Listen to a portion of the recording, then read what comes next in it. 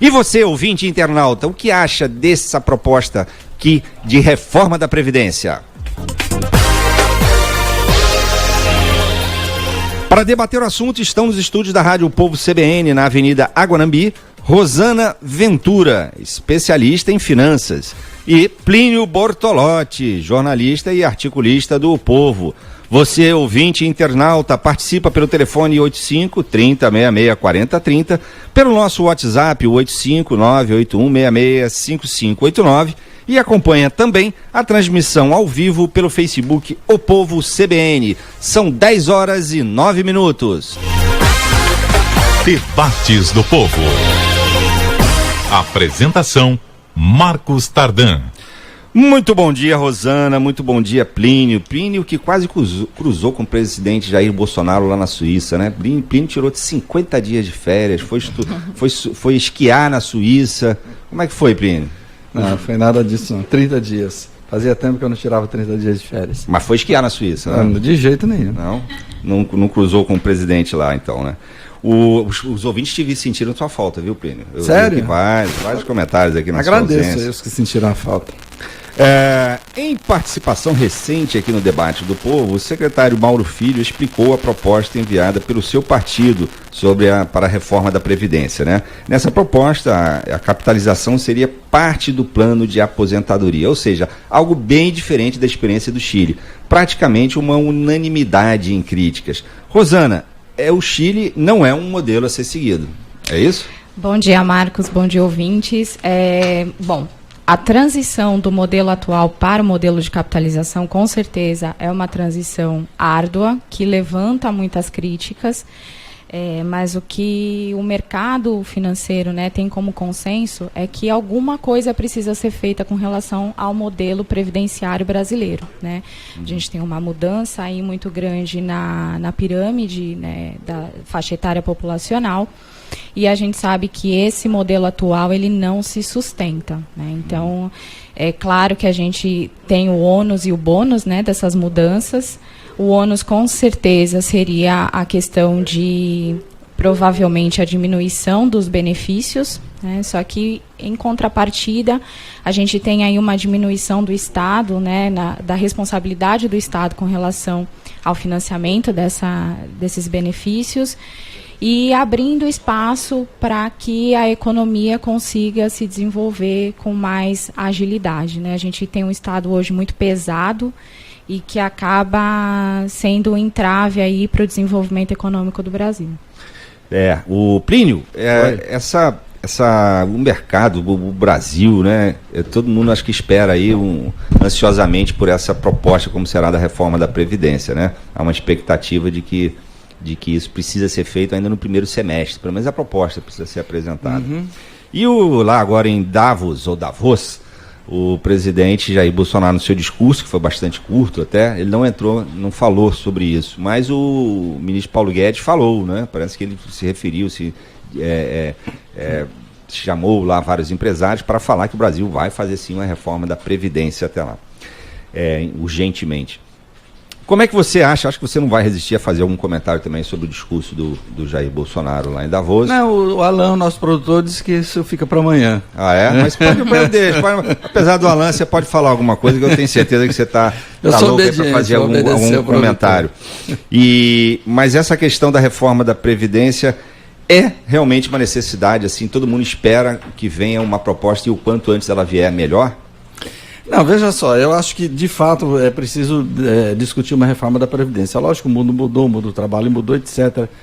Mas eu não acho que a gente deve fazer uma reforma ao gosto do mercado, essa entidade que nos assombra e está acima de todos nós e a qual nós temos que prestar reverência, né? Mas a gente nunca vê.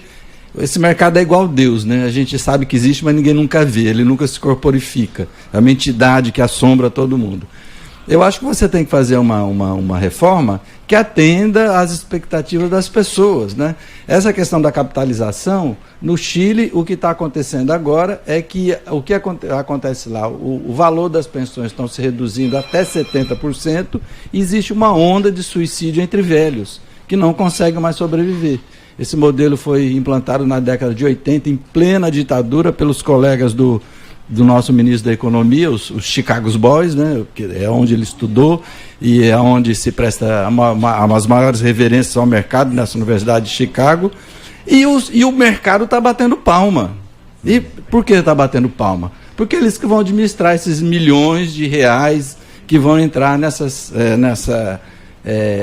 contas individuais, né? Que esse sistema de capitalização é uma conta individual que a pessoa tem, né? Fica depositando ali naquela conta, alguém vai administrar, não serei eu, não será você, será o mercado que vai administrar, leia-se os bancos, vão ganhar bilhões de dinheiro com isso, e como ganharam no Chile, e agora os velhinhos lá estão se matando no Chile.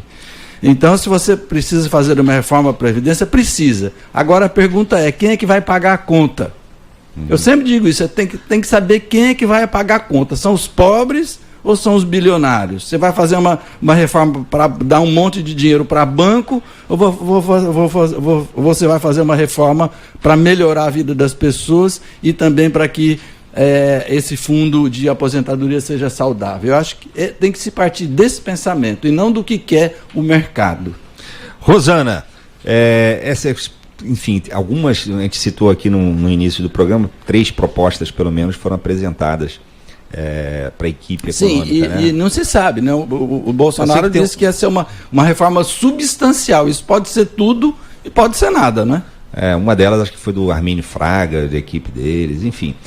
Na sua visão, qual seria um caminho? Quer dizer, esse caminho da capitalização é inevitável, você diria isso? Olha, eu acho assim que o caminho ideal, a gente não pode ser nem tanto ao céu, nem tanto à terra, né? A gente precisa passar por um período de transição. Esse assunto ele é muito delicado, né? Porque mexe com a vida de muitas pessoas. O que a gente tem de certeza é que o modelo atual não vai funcionar ainda por muito tempo, né? Então, se continuar na toada que está, com certeza vai ter diminuição também dos benefícios recebidos pelos aposentados, porque não vai ter dinheiro, né? Talvez até algumas pessoas deixem de receber esse dinheiro. Exatamente. Eu, por exemplo, que tenho 34 anos, não conto mais com a Previdência Social, né? Eu faço a minha separada porque eu vejo que... Mas você pode fazer, né, Rosana? Você imagina milhões de pessoas que não podem, né? Com certeza. E era nesse ponto que eu ia tocar, né? A gente não pode... Não, imagina. A gente não pode mudar, virar a chave de uma hora para outra, porque a mudança seria extremamente drástica, principalmente para aquelas pessoas que não têm tempo suficiente para fazer a sua poupança, né? Fazer a sua previdência privada, vamos dizer assim, porque esse regime de capitalização nada mais é do que privatizar a previdência, tá? Por exemplo, uma pessoa que começa a trabalhar há pouco tempo e precisa de auxílio-doença, por exemplo, precisa se afastar, ela não teve tempo para fazer um volume de dinheiro suficiente que a sustente aí por 6 meses, 1 ano, dependendo do período do tratamento, né? Então, o que a gente precisa discutir e pensar é um modelo de transição, porque também se a gente virar a chave de uma hora para outra, passar do modelo de repartição para o modelo de capitalização, o rombo também vai ser enorme, né? Porque alguém vai ter que pagar essas pessoas que estão se aposentando e que não têm o volume financeiro para receber de benefício, né? Então, tem que se pensar no modelo de transição. Talvez a Suécia, a Polônia, a Noruega, eles adotaram um sistema híbrido, né, que chamam de contas virtuais, que é o quê? É como se fosse um modelo de capitalização, mas aqueles que não têm ainda o volume financeiro ainda são financiados pelo Estado. Né?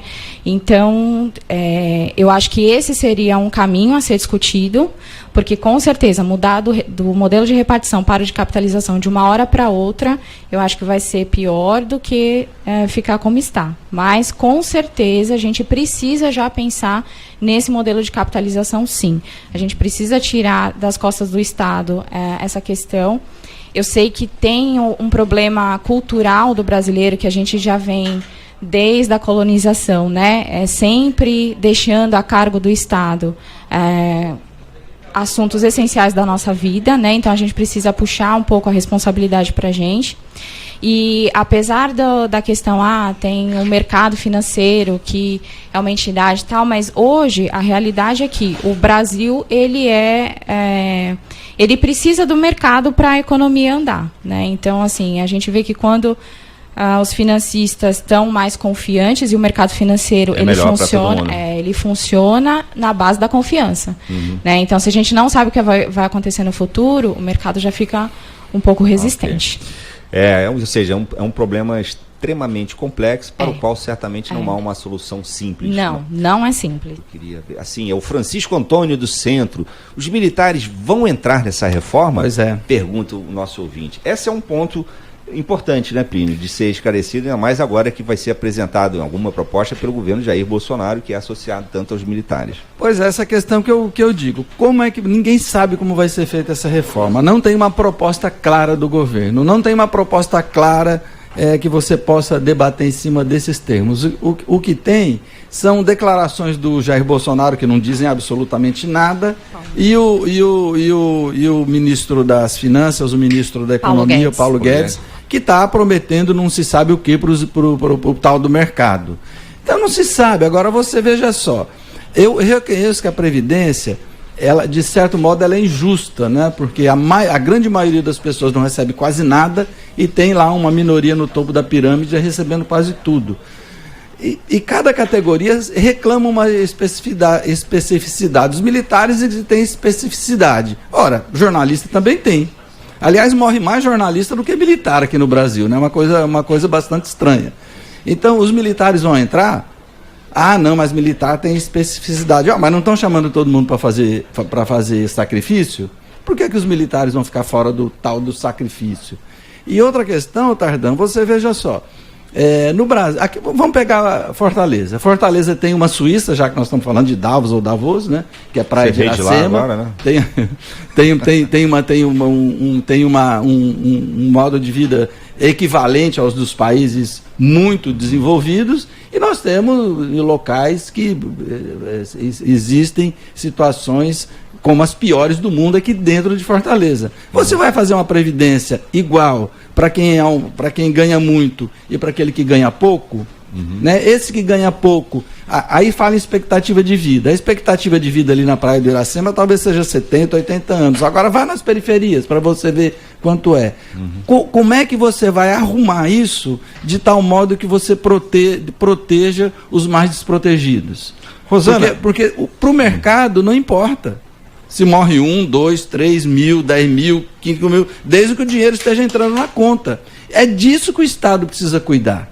Né? Ou pesado, ou leve, ou mais ou menos, mas o Estado não pode deixar ao abandono milhões de brasileiros como hoje tem. E se essa Previdência, como diz a Rosana, se virar a chave de uma vez, você vai jogar mais aí milhões de pessoas na miséria. Então, essas questões precisam ser pensadas, e precisa ser pensado em cima de uma proposta que não se viu ainda. Rosana, qual é, na sua visão, na sua interpretação, o maior problema ligado à Previdência?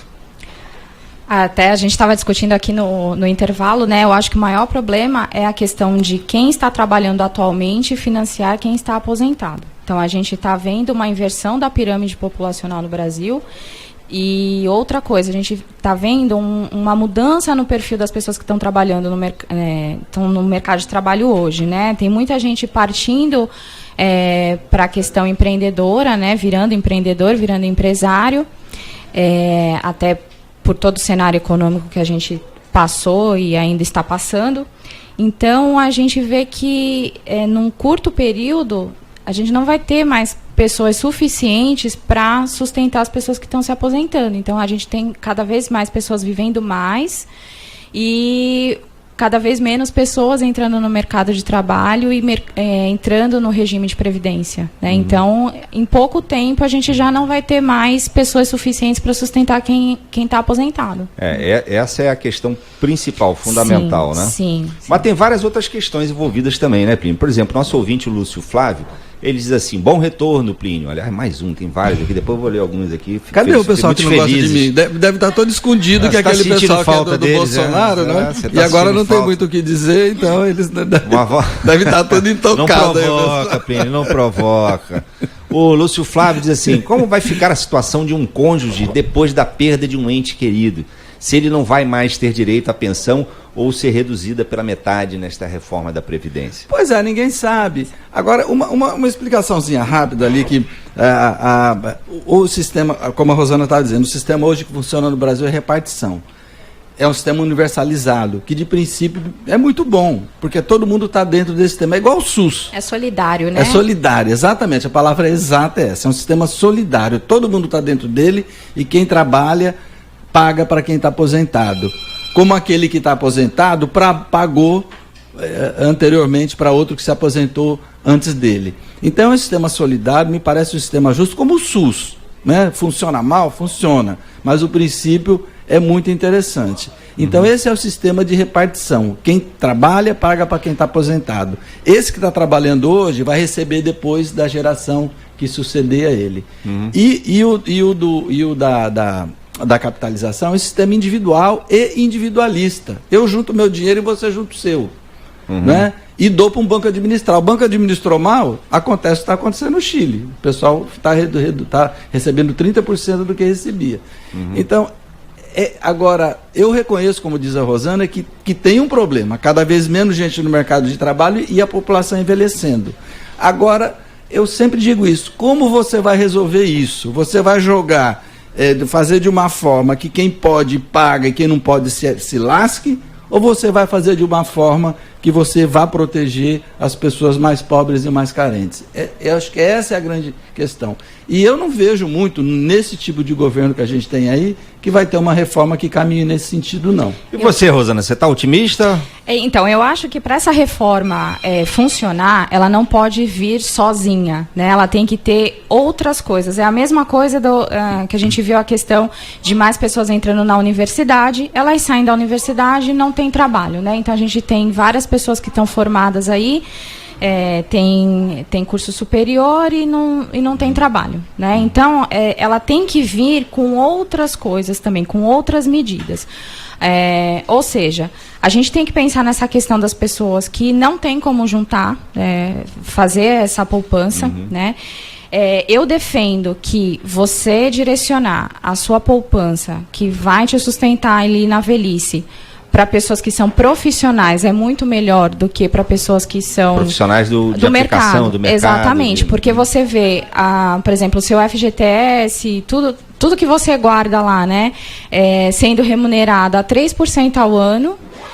Hoje a gente tem uma taxa de juros de 6,5%, mas a gente já chegou a uma taxa de mais de 14%. Então, quer dizer, as pessoas estavam perdendo dinheiro e perdendo feio, né? Então, quando você deixa na mão de profissionais, a probabilidade de render mais é maior. Então, você acha que esse regime de capitalização pode ser realmente muito bom para o cidadão? Sim, mas ele não pode vir sozinho, né? Então, as pessoas têm que ter conscientização de autorresponsabilidade, tem que ser estudado uma forma dessas pessoas que não têm como juntar. Sim, então, nesses casos. Para quem puder contribuir, você acha que certamente vai ser muito melhor. Agora, o que mais me preocupa é, por exemplo, um jovem que está no mercado de trabalho, sei lá, 5 anos, não tem poupança suficiente, sofre um acidente.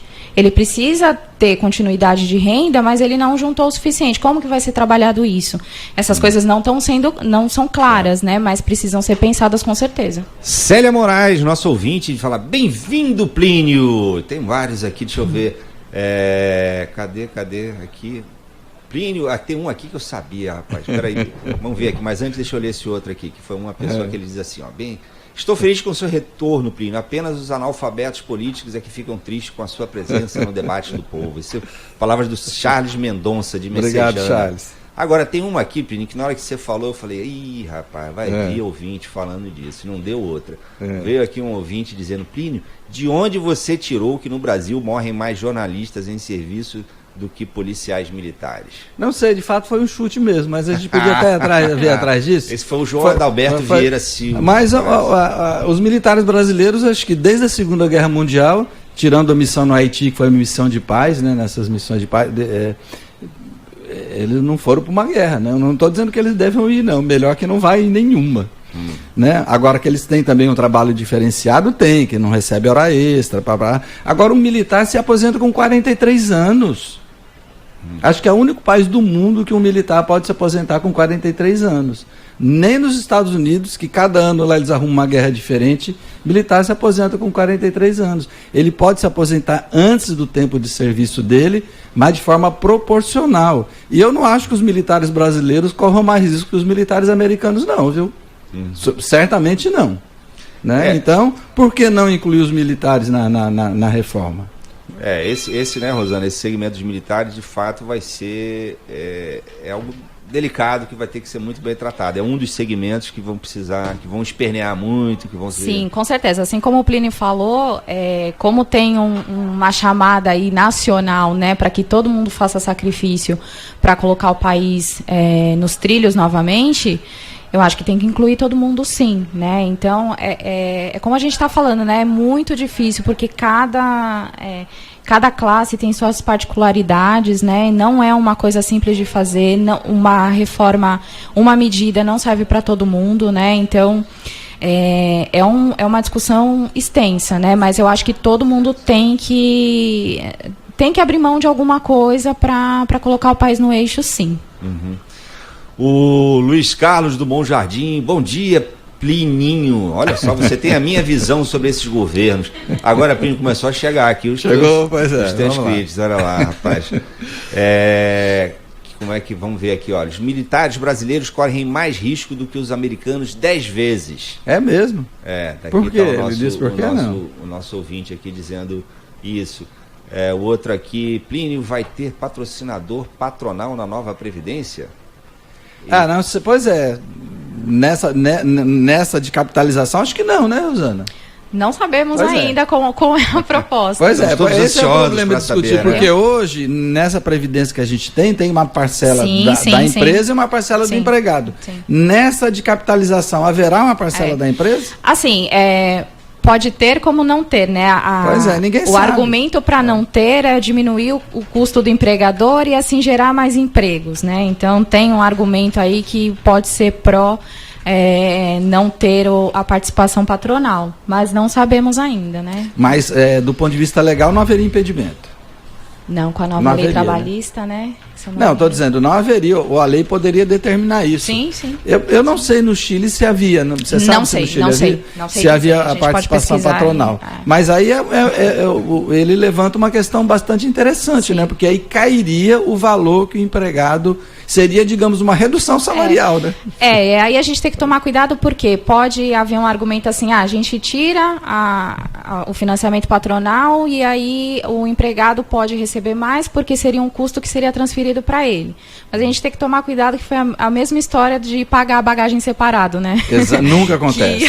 E também quando a Dilma tirou impostos de montadoras, dizendo que ia manter o pessoal empregado, foram demitidos. Exatamente. E o salário não aumentou. Então a gente tem esse problema da prática não seguir o discurso, né? No discurso funciona, mas na prática a gente vê que às vezes não é aplicado, então tem que tomar cuidado com isso, né? Tem um ouvinte aqui que chama atenção também, ele diz assim, um ponto importante, em relação às fraudes e devedores da Previdência, quanto isso significa, o que fazer, né? Que é uma questão importante também. Sim, tem muita empresa devendo, né, para Previdência. Tem uma outra questão também que tem alguns impostos que deveriam entrar para eu não lembro o nome deles, talvez a Rosana lembre, mas tem pelo menos 2 impostos, né, que eram para fazer parte desse bolo da Previdência. Tem que ser direcionados para a Previdência e não são.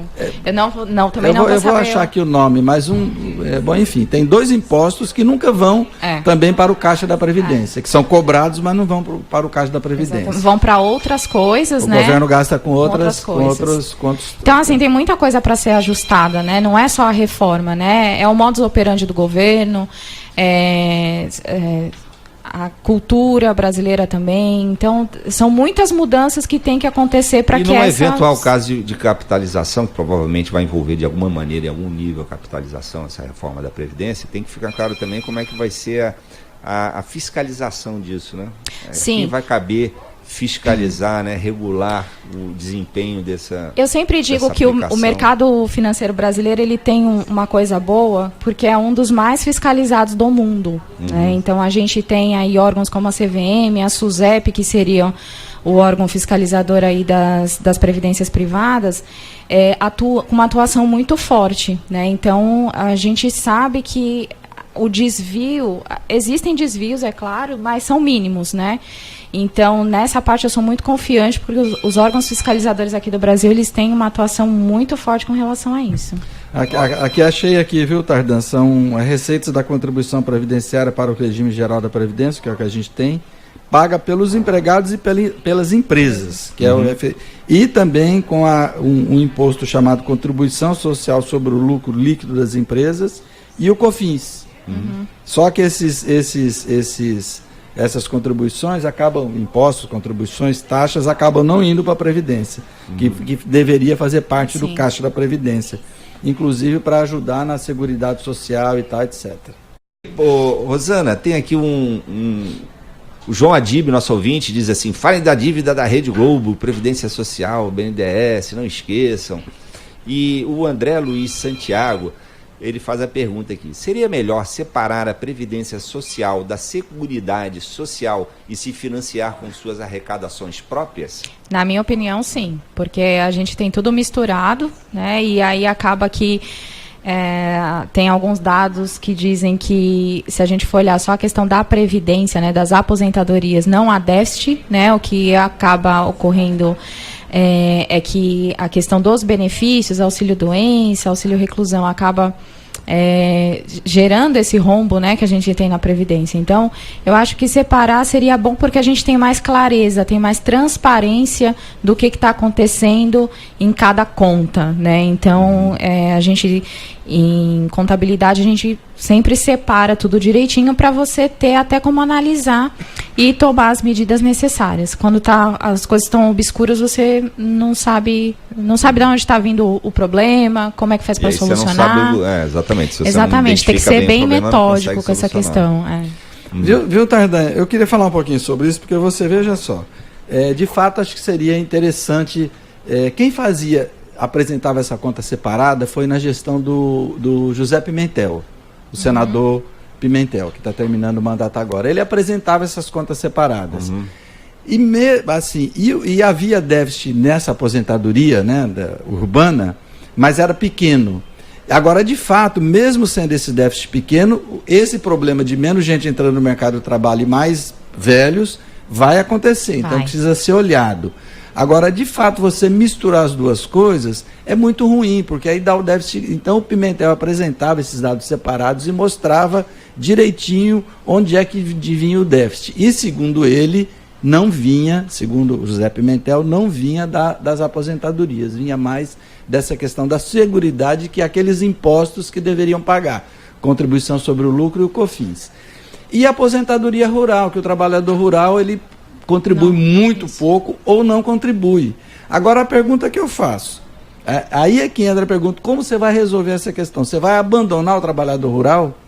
Aquele cara que tem uma roça de sobrevivência e vende o excedente na cidade, ou aquele pequeno agricultor, que a maioria do abastecimento do Brasil é de pequenos agricultores? Como é que você vai solucionar essa questão? Isso é que precisa ser discutido, e isso que eu digo, que você não pode olhar só para o mercado. Exato. Então você precisa solucionar essas questões. Como você vai solucionar? Não sei. Mas certamente existem especialistas que vão discutir essa questão e chegar num consenso que, como está dizendo a Rosana, nem tanto ao céu, nem tanto à terra. Né? Você não pode abandonar esses setores mais desprotegidos da sociedade, porque isso é ruim para o país, é ruim para os próprios empresários, apesar deles não perceberem isso. Rosana, acho que o grande desafio aí do governo Bolsonaro e do nosso legislativo também, claro, porque vai passar por lá, né, de alguma maneira, o grande desafio é o seguinte: tem esse problema muito complexo, que, como você falou, precisa ser discutido, precisa ser aprofundado, Mas tem que fazer tudo isso com muita pressa também, não é? Porque o mercado, como se diz aí, está esperando isso aí, tem que ser esse ano ainda. Tem que ser, sei lá, já ouvi várias pessoas dizendo que tem que ser no máximo até... No primeiro semestre. Início do segundo semestre, mas não pode passar, porque se passar disso aí entra numa espiral negativa aí de expectativa, né? Bom, a nossa realidade é que a economia do Brasil, ela depende muito do mercado financeiro, principalmente do dinheiro que vem externo, né? Que vem dos investidores internacionais, e eles cobram isso, eles cobram um ambiente institucional mais seguro, né? Mais previsível. E para que a gente tenha esse ambiente institucional mais previsível, essa reforma precisa ser feita. O governo ele precisa dar uma sinalização de que vai fazer alguma coisa. E é como a gente está discutindo aqui. No meu ponto de vista, o regime de capitalização no longo prazo seria o melhor, porém, nós não podemos deixar desassistidos essas pessoas que o Plínio estava falando, né? E a questão das pessoas que precisam de um auxílio-doença, as pessoas que não têm como guardar um recurso suficiente para que ela seja sustentada aí durante a perda de geração de renda. O nosso ouvinte Regis Guedes diz: Plínio, apesar de não gostar muito de suas ideias, seja bem-vindo. Seus conhecimentos Valeu, obrigado. São sempre enriquecedores aos debates. O Milton, conversando que a gente se desentende. O Milton Melo, queria só que o Plínio falasse de onde é a estatística de que morre mais jornalistas que policiais no Brasil. Acho que você arrumou um problema, não, peraí, eu não falei policiais não, eu falei militares. A gente estava falando das Forças Armadas. A impressão é que ele torce contra. Somos todos brasileiros, meu Deus. Diz aqui o só que esse negócio de o pessoal dizer que está todo mundo no mesmo barco, é que alguns estão lá nas cabines, né? Estão lá e outros estão lá nas galés remando, né? Essa é uma questão que ninguém pensa, né? Tá todo mundo no mesmo barco? Tá. Só que um tá lá, né? Enfim. E outros estão remando o barco. Nosso ouvinte Edivaldo Machado também parece que não gostou muito da tua volta, não. Ele é um dos teus... dos teus detratores. Digamos assim. Mas não vou ler a mensagem dele, não. Mas ele não gostou muito da tua volta. Não, mas se for xingamento, eu acho uma bobagem, né? A pessoa fazer isso. Né? Aí acho que demonstra a própria... caracterização, categoria, o caráter da pessoa. O nosso ouvinte Raré do Montese diz, é homem, né? O Raré, desculpe, do Montese diz: militares não entram na reforma, eles já trabalham demais.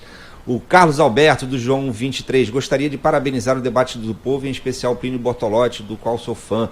Não o conheço pessoalmente, mas gosto muito de seus comentários. O Francisco do Bom Jardim diz: será que alguém Apareça aqui na rádio, a gente bate um papo. Olha aí, tá vendo? Avenida Guanabi 282. Carlos Alberto do João 23. O Francisco do Bom Jardim diz: será que alguém poderia utilizar outra fonte que não o Chile? Boa.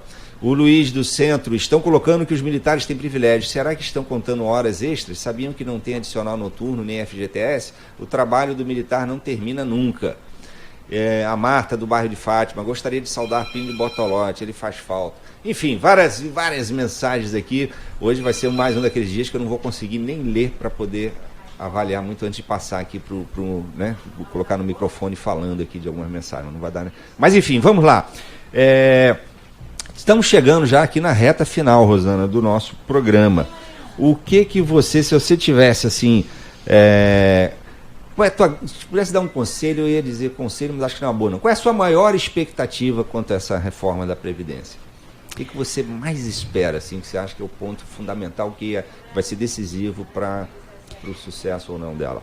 Eu acho que o ponto fundamental é que a população ela comece já a puxar a responsabilidade para si. É claro que a gente tem níveis de renda, né, níveis de DH muito diferentes entre cidades, entre as pessoas, mas o brasileiro tem que deixar de abstrair problemas, assuntos que são deles, que são importantes para a vida dele, e deixar isso na mão de outras pessoas. Terceirizar, exatamente, essa é a palavra.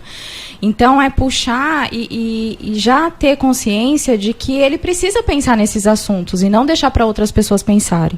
Eu acho que o regime de capitalização traz um pouco isso, né? Porque cada é individualista, mas pelo menos você não fica esperando alguém te auxiliar. Você já corre e já faz o teu pé de meia, né?